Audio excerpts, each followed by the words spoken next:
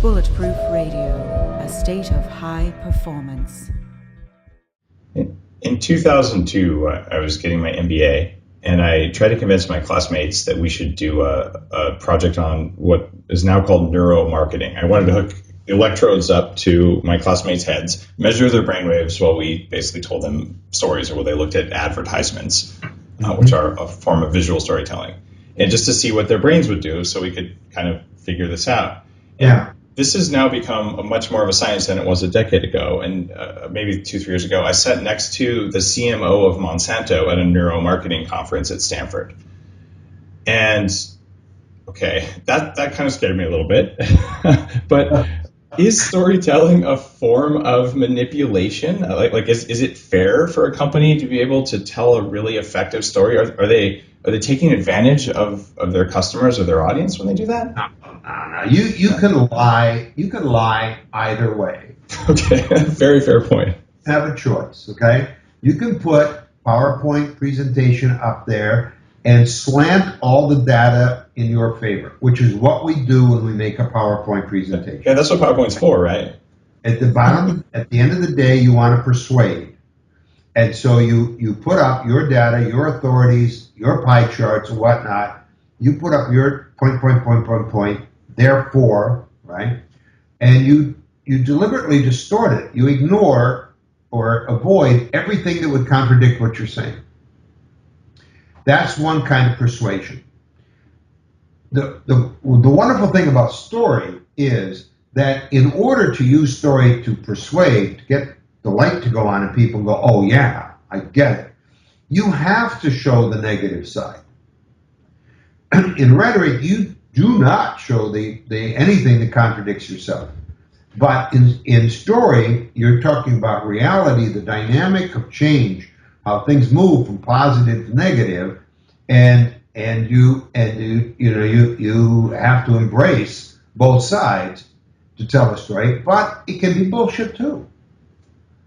Story can distort, and but the interesting thing is, though, most people know when they're being bullshitted. And so if you use story to bullshit, it won't work, because people have a kind of an antenna for the truth, and they know when it's distorted, when it's a lie. So you as I said, you can lie in rhetoric, you can lie in story. It's more difficult to lie in story, but let's say you can't. And in terms of fairness, no. I mean, there's nothing unfair about an honest communication saying, look, here's the situation. This is where this company has been. This is where the company is now. And here's our strategy in story form for the future. And if we follow this strategy, we will have success. If we go in that direction or that direction, we will fail. That is honest. That is as real as it is possible to get. And your projection for the future may not pan out, but you have a plan, and it's based in data. It's based in reality, and it's as truthful as anything ever gets in life. And so it's not a question of ethics. I mean, to lie is to lie.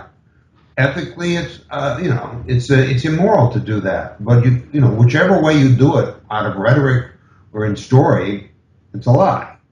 And so, and there's nothing wrong with rhetoric. Rhetoric, by the way. I mean, if you can really make an excellent PowerPoint presentation that has solid fact that people don't argue with, and convince people that this is the logic of it, and therefore, right? Why not? I mean, I'm not a fanatic for story. What I'm a fanatic for is excellent communication in business, and whatever communicates the truth is effective business technique. Whatever communicates lies is just going to come back and bite you in the ass. And so And so if you're honest and you're trying to persuade people to see things for what they really are, then there's no ethics. There's no question of ethics. So the built-in integrity detector that we all have, Sure, it is part of that. Okay. sure. That's It's survival. If people in business lie to one another, deceive one another within the company's doomed. yes. If they lie to their clients or to their customers, the market will destroy them. Yep. And today, more than ever, because today people communicate faster and wider than ever before, and things go viral. Success goes viral, Yeah. and lies go viral. And they will rate you 1 to 5.